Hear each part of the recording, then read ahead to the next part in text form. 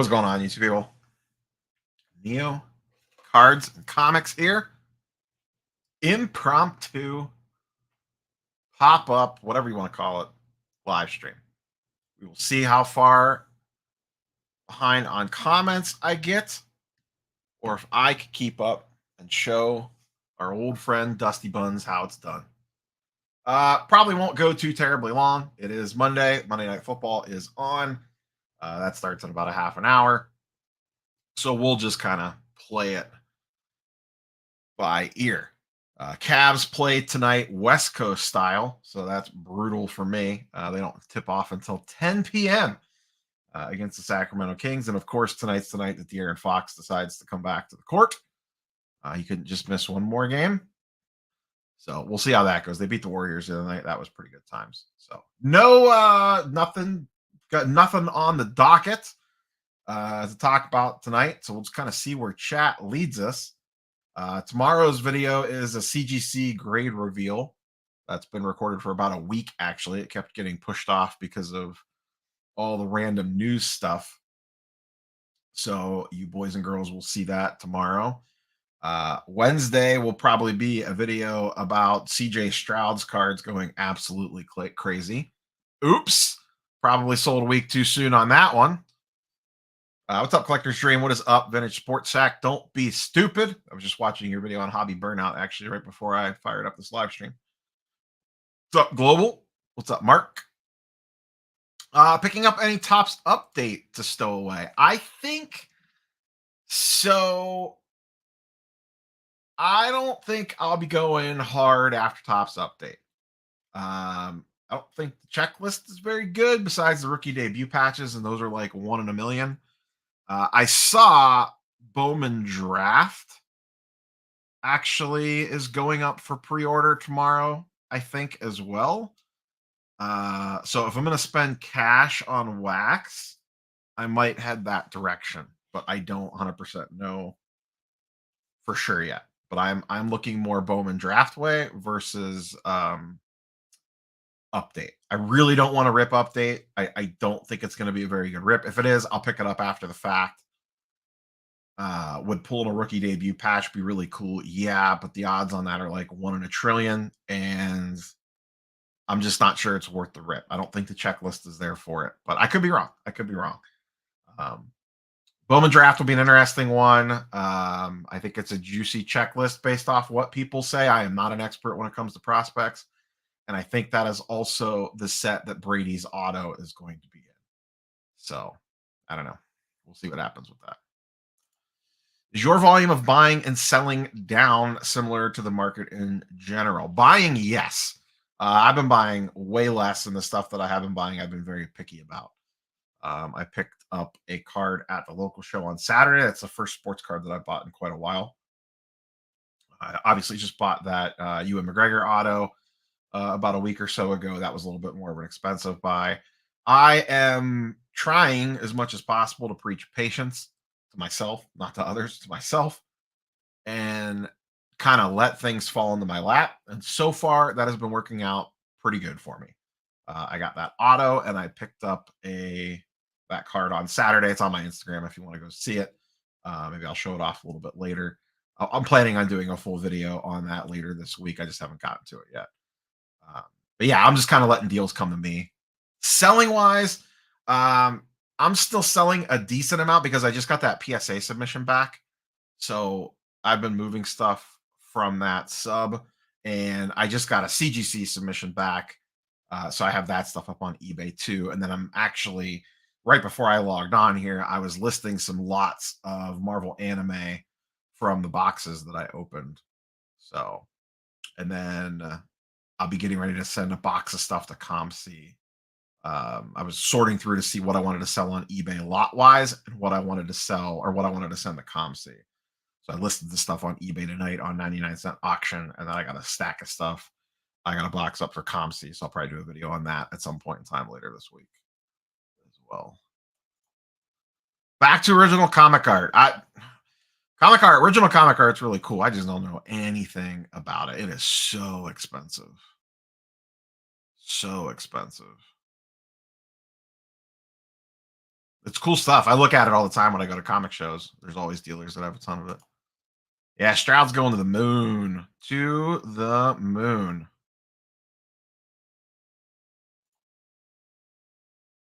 Oh, Bradley was on the West Coast. How's the Brad? Give the chat. What's the vibes for the Fort Wayne show on Black Friday? I am still questionable for that show at best. So we'll see what happens.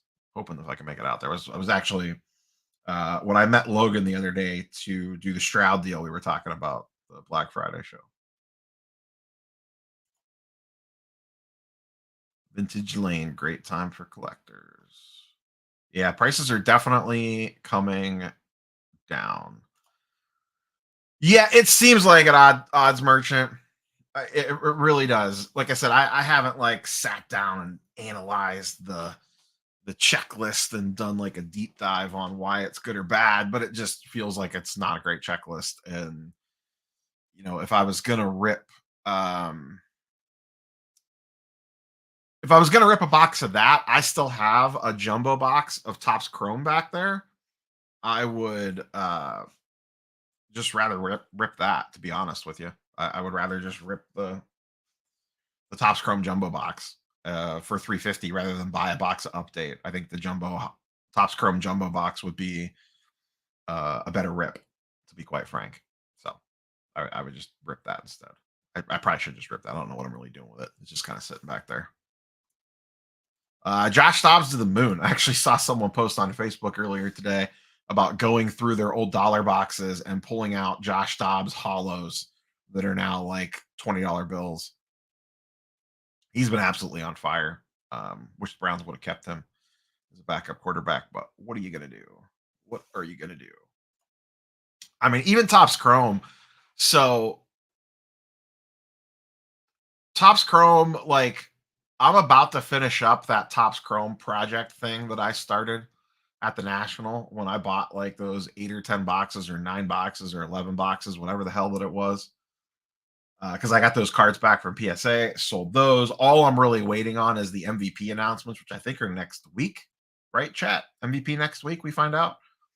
And I mean, I think we're all assuming it's going to be Otani and Acuna, but I just want to wait for it to be officially announced before I finalize the spreadsheet on that. But once the MVPs get announced, like spoiler alert, I'm barely probably what did I rip there? I ripped 8 Topps Chrome hobby boxes, which cost me a little over $1,200. And I am probably just barely going to come out ahead. I don't know the specific numbers quite yet, but it's going to be close. And if you remember, I had the Topps MVP buyback going for me, but I hardly pulled any MVP buybacks, assuming it's Acuna or Otani. I had the national exclusive packs, which I bought and sold. If it wasn't for those, I'd have got smoked on this. And I sent some stuff to ComC. I graded some stuff. I did everything I possibly could to leverage as much money out of those 8 boxes that I could. Sorry, I'm looking off screen at my spreadsheet. Um, and I'm barely going to break even on that. YouTube ad revenue will probably put me in the green, but probably only by a couple $100 if I just had to like roughly guess. So it'll be curious. That video will probably be out maybe end of next week, depending on when we get MVP announcements. And we'll kind of wrap that whole project up. So you could kind of see like I ripped almost a full case and it took every trick in the book I had to get back to close to even. So I don't I, I don't want more parallels, Steve. I don't.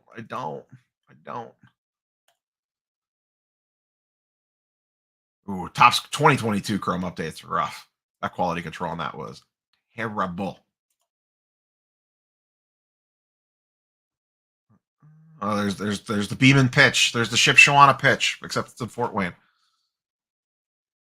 Yeah, I'll be curious on the crowd, just with like some people out of town traveling, some people not, some people having family stuff, some people wanting to get away from family stuff. Venue looks great, at least in your little preview videos.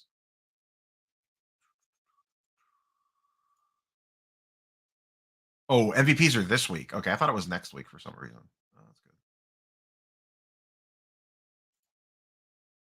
Yeah, that I mean, there's definitely an angle there, Brad. That's for sure.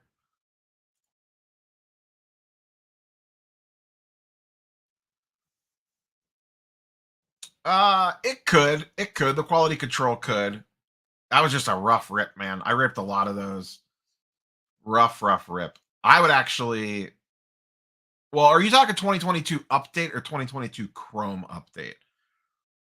2022 paper update is actually a good rip. I actually still have quite a lot of 2022 update sealed behind me. What do I got back there? One or two jumbos, I think. One or two hobby boxes, and I still got like 25 or 30 hangers. I think from 2022 update sitting back there. There's the wall, the mini wall of wax chilling down there. I definitely have base 2022 update. I don't have a lot of. I don't have any Chrome update.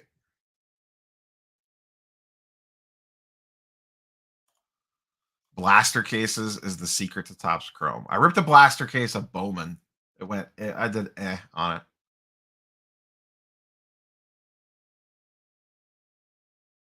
I did not see that.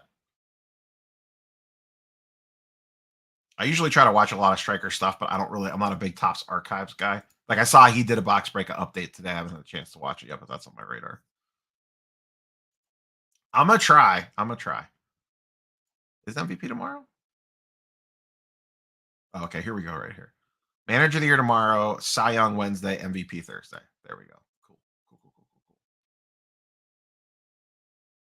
I mean, I don't know anything about it, but hockey was getting a lot of buzz because we're coming off the Expo in Canada this past weekend. Yeah, everyone's going to be chasing Bedard later this year when that stuff hits. I don't remember when that set comes out, but everyone will be going nuts for his stuff. Um, Non-sport stuff continues to go do well. It's just all niche stuff. Like you just got to kind of know the uh the individual markets about whatever it is that you're playing in.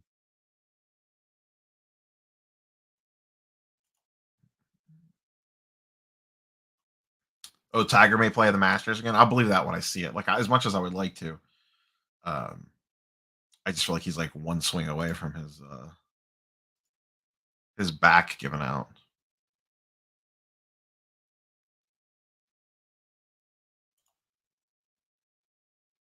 Um, I mean, because they don't really have to. Like, I get what you're saying with the '90s rare inserts. I mean, they kind of do. Like, you have downtowns and you have color blasts. You have like the Genesis and Mosaic. What else is there? I'm drawing a blank. Like, those are the three that pop to mind. Like the blank slates, another one. Um, but for whatever reason, people, well, people did gravitate towards they wanted parallels. They wanted the silvers and the reds and the blues and the waves and the cracked ice this and the swirly disco ball that. But it does feel like we are heading towards a little bit of parallel fatigue. Um, I know myself personally, I could kind of care less about most of the random parallels unless it's a color match. I really don't give a shit. Like, why do I want a Darius Garland card as a purple wave? Like, what's the point in that? I would rather, honestly, I would rather just have the silver. Like, why do I care that there's slightly less of those than the silver when, quite frankly, the card just doesn't look that good? Like, it's not aesthetically appeasing versus a cracked ice, a red ice. A red ice Garland looks good, even though it might be a higher pop card and there might be more of them. So I just feel like the manufacturers fell in this trap because everyone talked about parallels and then they're like, cool, that's what everyone wants. And they just keep making more of them and more of them. Plus, them going the parallel route allows them to print more product. Like they can up the print runs a lot easier when you do stuff like that. Because if you all of a sudden, if you want to print a bunch of extra product, and your chase is a case hit, but you're printing like 5 times as many cases, it's really not that rare because they're printing so much of the crap. So with parallels, they could just be like, cool, yeah, more silvers, nobody cares, you know. So I think that's what it really comes down to. The manufacturers are kind of tricking us into wanting parallels over the other stuff. And I feel like we're getting to the point where people are starting to push back on that a little bit, where they don't care as much about the random parallels. I still do believe in color match. This was going to be a video topic for an upcoming video at some point in time about like what do I actually think will hold value.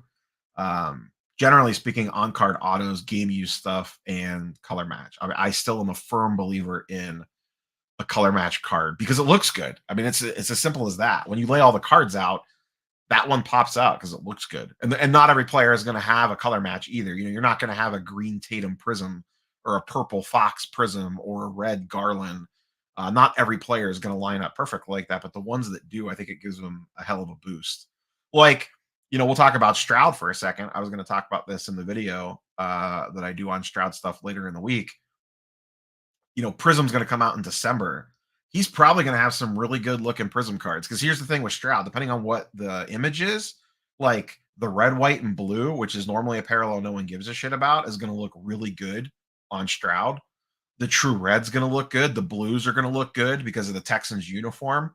So he's going to have a lot of nice looking parallels that people are going to be able to chase after, including the silver. So I think long term, the rare inserts will probably come back because that's what people collect now. What do people want? Griffey 90 rare inserts, Kobe 90 or 90s, 2000s rare inserts.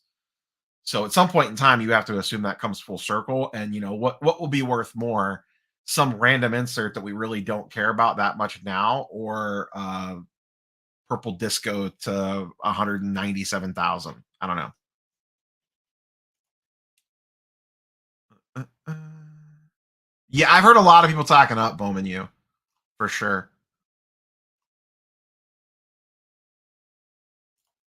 Yeah, I don't see Upper Deck getting rid of that because they use Fleer Ultra um, brands and a lot of their other products that they put out.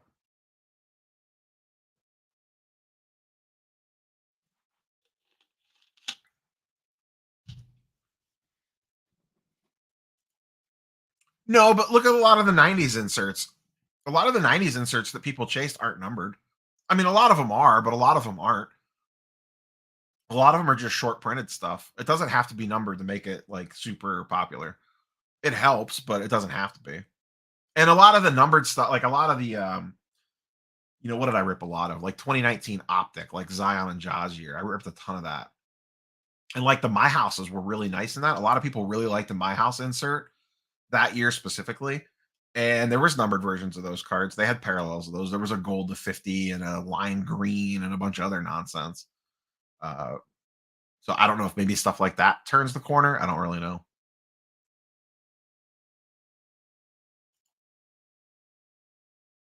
Yeah, like I've seen versions of that too. Like I remember when I was chasing Baker Mayfield stuff, like the 2019 optics, same thing.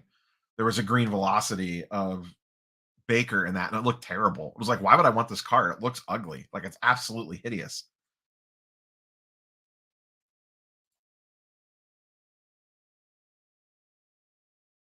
Yeah, and I feel like they also lag behind a little bit, which is only natural. Like there's a cycle to this stuff. So the manufacturers are always going to be kind of like a leg back on whatever the either what if you want to call it the market or the collector or the investor or whatever the masses want. They're always going to be a couple steps behind. It's just kind of a nature of the beast because of the lead times.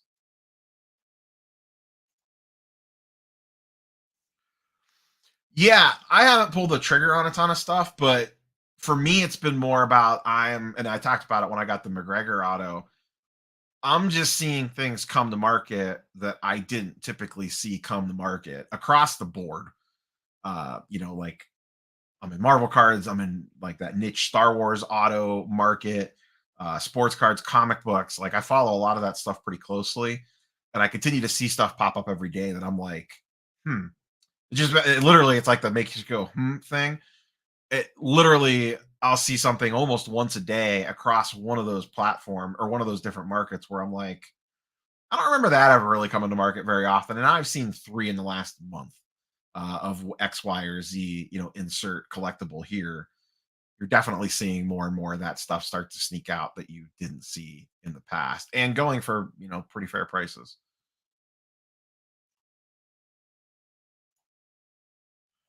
I mean, I can't speak to this specifically because I just don't know hockey well enough. I've never bought a pack of hockey cards. I've opened packs of hockey cards at the National. I'm gonna guess probably just less demand, so it's easier to get the stuff. It's probably as simple as that, but I could be wrong. Also, Upper Deck probably has a very good relationship with the league. I mean, they're the only ones that make product for them.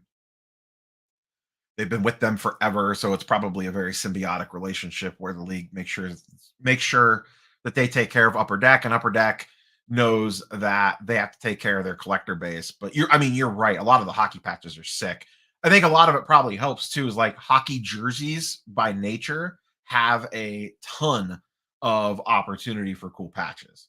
Like usually they're multicolored. The logos on the center of a hockey jersey are freaking massive, so you have tons of material to work with to pull really good patches off that versus, a football jersey, you got the numbers and that's really about it. Maybe a shoulder logo or something. Baseball, a little bit, you'll have the script across the chest and then maybe a sleeve patch or two. But hockey, you got like that big chunky chest patch. You got big shoulder patches. You got the numbers. Like there's a lot of stuff you could pull off a hockey jersey that would make a pretty badass patch. So it might literally just be as simple as the jersey, really. Even the NBA, like you don't have a ton to work with there to get more than just napkin patches.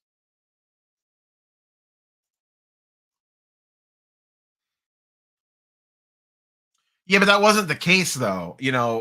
Sure, now there's product sitting, but flashback to the pandemic days, 2020, 2021, 2022, and people were lining up and wiping out shelves and there was no product. You would walk into a Target or a Walmart and it would look like the hurricane was coming and it was the bottled water section. It was just like mass chaos in the card aisle. It was just empty shelves, some tumbleweeds. There'd be like a random Hello Kitty pack and some yogurt that someone left behind, and that would be like it. So they were like, "Oh, okay, cool. Demands change. Let's print more."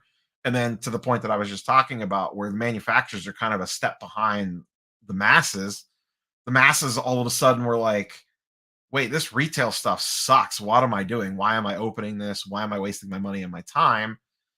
And they slowed down buying because also prices went up on retail. The pull rates got worse on retail. The quality control got worse. The narrative around it got worse. People had less money. People had less time to go look for it, let alone rip it. And now all of a sudden, you're in the position where the restock guy comes and nobody cares, or they'll clear the one. They'll run and grab the Lorcana, or I could guarantee you, like this upcoming year, like football megas, when Prism goes out, those will get gobbled up like that, but everything else will sit. Like I just saw Mosaic mega boxes sitting on the shelf the other day that had been there for quite a while at a Target. But like I guarantee you, like Prism megas probably get gobbled up fast. Those won't sit around because Stroud's going crazy and he'll drive a lot of demand for product. Same thing with we'll see like what by the time we get to when Prism comes out, like this year's Prism class when it comes out in like 2027 because Panini's so far behind. If Wemby's still playing really good and the Thompson twins are playing good and whoever else, Scoot's coming on, I think he's hurt right now. Are we going to see the same thing with like Prism basketball? Like, are people going to be like gobbling up Prism megas and blasters and cello packs to chase Wemby? Because they're for sure going to be doing it to chase Stroud, assuming nothing crazy happens between now and December when we get Prism. I really like the J Rod, like the J Rod Soto. The Soto thing could get blown up any minute because he's probably going to get traded. Um, I was actually watching Spitballing Cards, the baseball podcast with Philwington and Teapot and Scotty B and a few. They have a couple other people on there. They were talking about like the upcoming free agent class and the off season and the hot stove, and Soto getting dealt seems like it's going to be more likely than not, and that could potentially juice him. I do have an EPAC account. I don't think there's anything on it, or there's like a couple random cards on it. I've never really bought a ton on ePack, just a little tiny bit. I think I ripped like a box of Spider-Man Metal on ePack or bought some loose packs.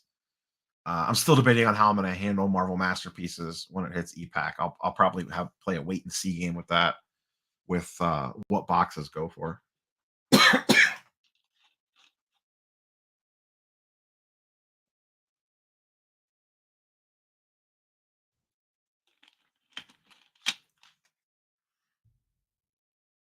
Excuse me, throat got a little dry there. Yeah, I mean, some of those hockey jerseys are absolutely ridiculous, like the patches that you could get out of them. So of course you're going to get absolutely crazy game use patches. Like it's when you have a chest piece that's like a Superman shield logo, like you're gonna get some cool stuff out of that. It goes without a doubt.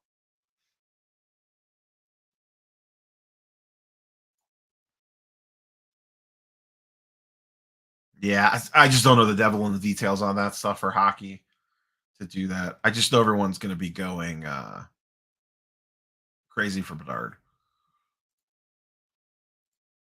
which I think he's in what series two? Is that right? Bedard stuff's gonna be in series two for Young Guns. Well, I don't remember when that comes out. I just heard later this year for Bedard. What's the release date on that full Venom? Do we know yet? Or is it still like TBD? I know Upper Deck's way behind on stuff. 300 a box, February, March. Oh, it's still gonna be that long. I didn't realize it was gonna be that long until that came out.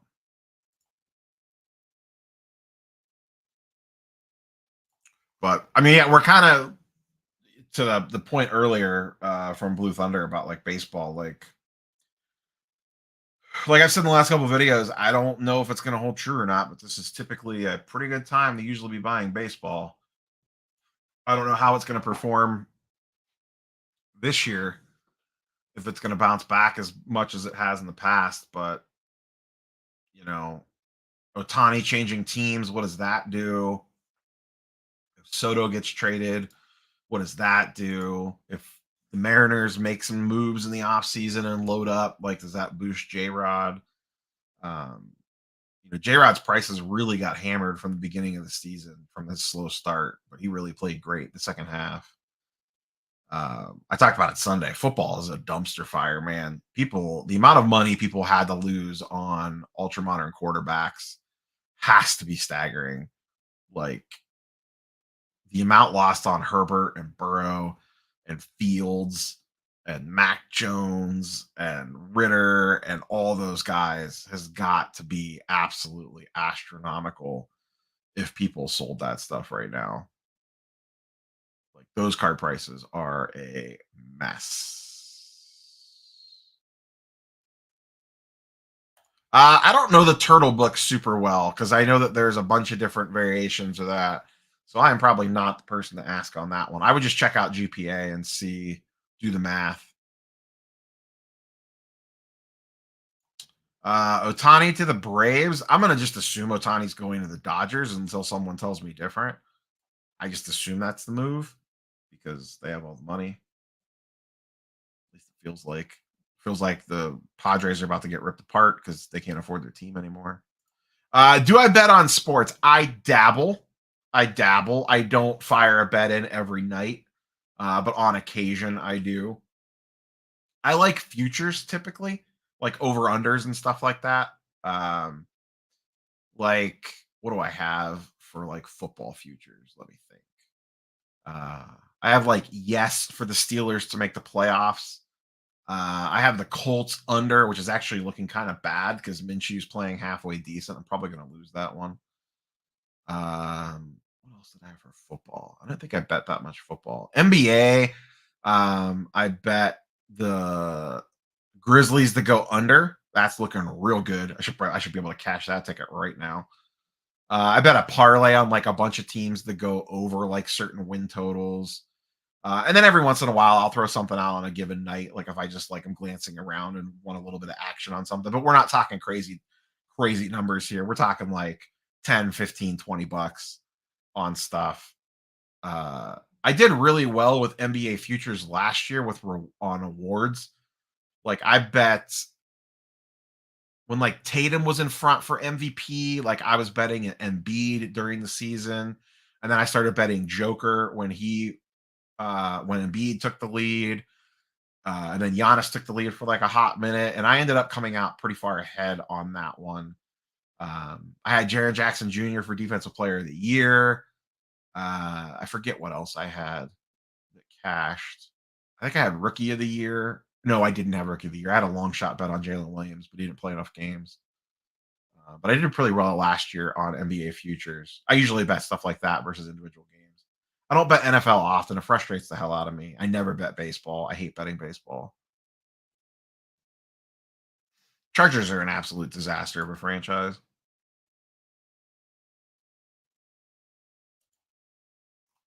Hell, even proven. I mean, like Jalen Hurts is having an amazing year and his cards are down. Patrick Mahomes is having a good year. I wouldn't call it amazing. He's good.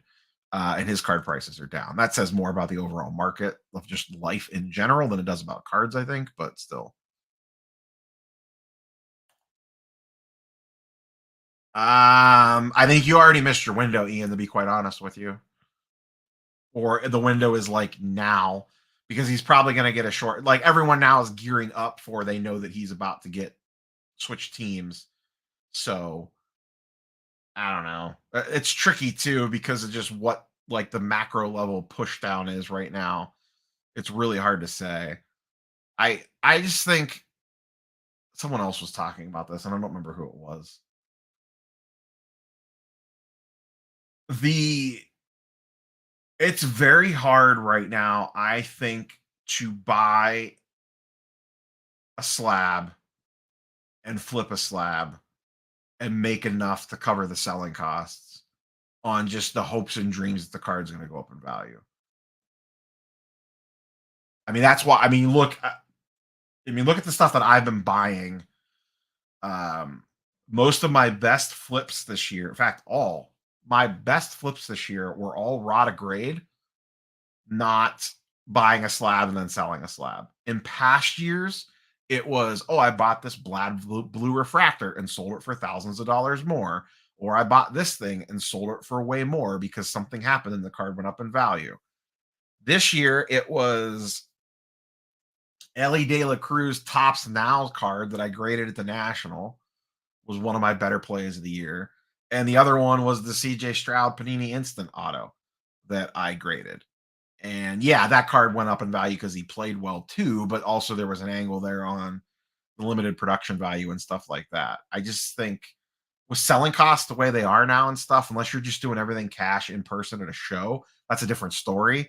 But if you're just a casual sitting at home buying on eBay or Instagram and then selling the same way, I just think that's tricky these days. Unless you're just buying super cheap, but that's hard to do. Like people don't want to sell at 60% comps typically. They will sometimes, but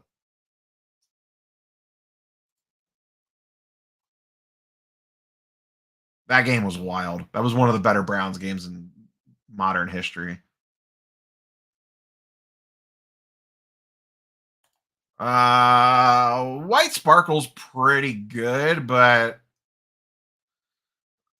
like rarity wise, yeah, White Sparkle's pretty popular. I definitely put it in the top 10 for sure. Though that's even tricky nowadays because I don't even know how many damn Prism parallels there are. Like I feel like there's a freaking billion of them. But White Sparkle would probably be up there.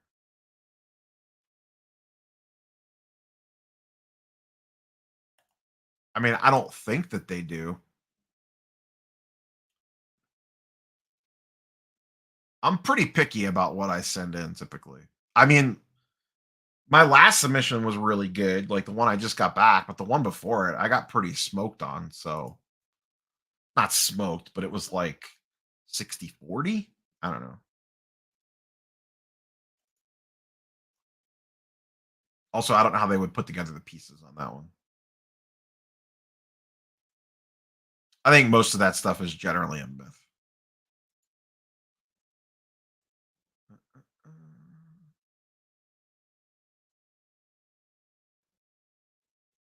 Yeah, That's the other part about the Otani angle is like, yeah, he's probably going to get a boost, but you might almost be better to let it play out and stay patient and like buy in season. Because the other thing we don't know yet is like, how is he going to be used as a pitcher? Like once he's healthy, is he going to be starting again? Are they going to leave him as a bullpen arm? Is he going to be a closer? Is he going to be a middle reliever? Like, what are they going to do with him from a pitching standpoint once he gets healthy? We really probably won't know that for a while, and that could really swing his card prices. But he will get a bump when he switches teams. That's just only natural.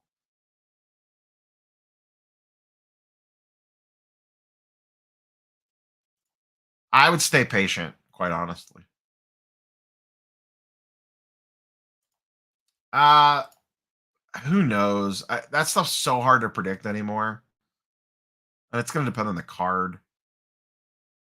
I think if nothing else, it'll add a bunch of liquidity, like a bunch of the stuff that's just kind of sitting will move. I don't know how big of a price jump he'll get. That and it's almost already starting to get baked in a little bit, like because that's all everyone's talking about is that he's going to the Dodgers.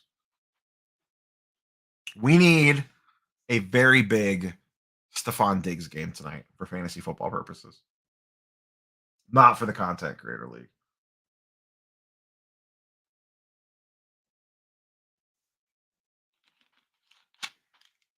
The sweet, sweet juices of the Mountain Dew.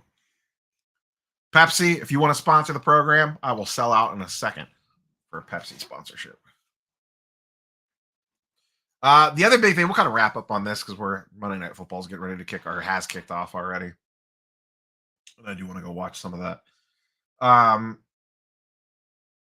Black Friday is creeping fast, and I think there's going to be some crazy deals on wax.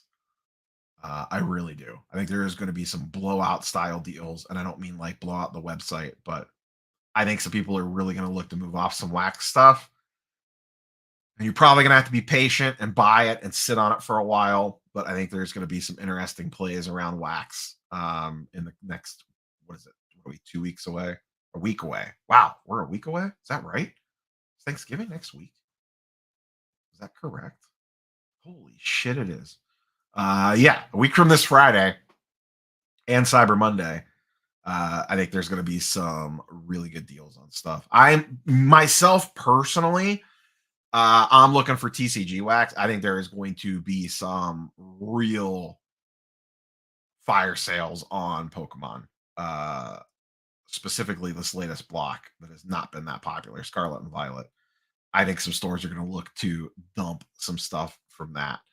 And I will be looking to buy some stuff if box prices get cheap enough. I will swoop in on that stuff and I will stash it on the shelf behind me and I will forget about it. I got that Optic Mega Box last year. It's still sitting back there with the Mahomes 2017 Optic. That's still chilling back there.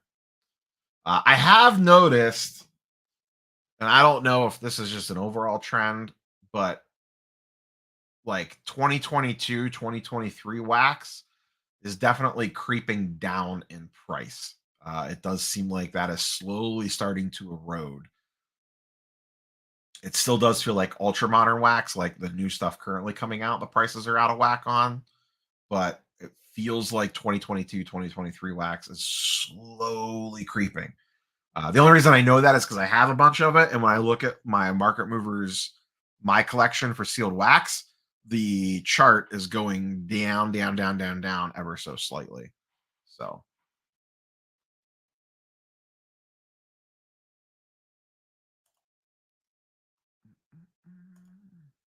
don't be stupid, Vintage Sports Shack. Don't be stupid.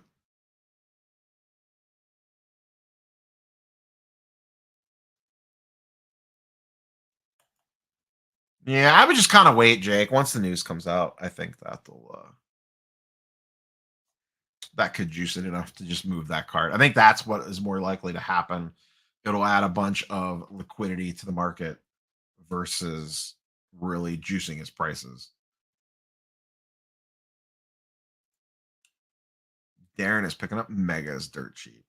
All right, we'll keep this one short and sweet. We've been going for about 45 minutes.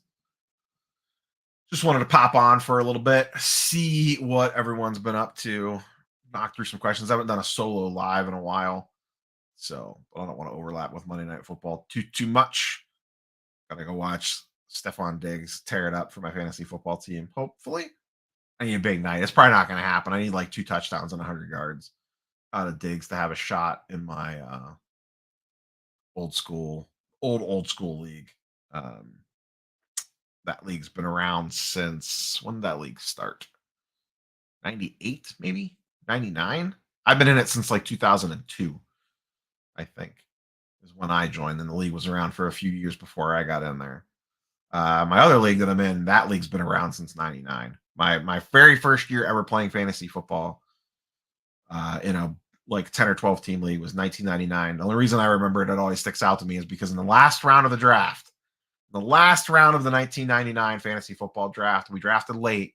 Trent Green had already gotten hurt, and I drafted Kurt Warner, and I already had Marshall Faulk on my team. And needless to say, stacking the 99 Rams worked out real well for fantasy football purposes. And that was my introduction to fantasy football back in 1999, was having a Rams stack of Kurt Warner and Marshall Faulk. Needless to say, I won that league going away.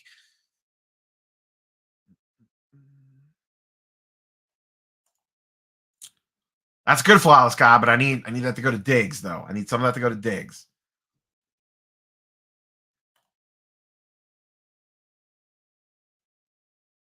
Always like that card. You talk about the update. I assume you're talking about the update batting. Always been a big fan of that card. All right, we will wrap it up there. Thanks for popping on for a little bit, chat. Like I said, this one, just want to keep this one a little bit shorter. And I'd like to try to get more into the groove of doing these things, but I always say that and then I don't. So, smoking that. Denver's defense is not great last time I checked. So it is possible that he could have an absolutely huge night. I would not put it past him. So, all right, boys and girls, we will go ahead and get out of here. We will see you tomorrow for a CGC reveal. And then the rest of the week is a blank slate because I have nothing else recorded. But that CGC reveal I recorded a week ago and just hadn't gotten to it yet. So, catch boys and girls in the next one. Peace.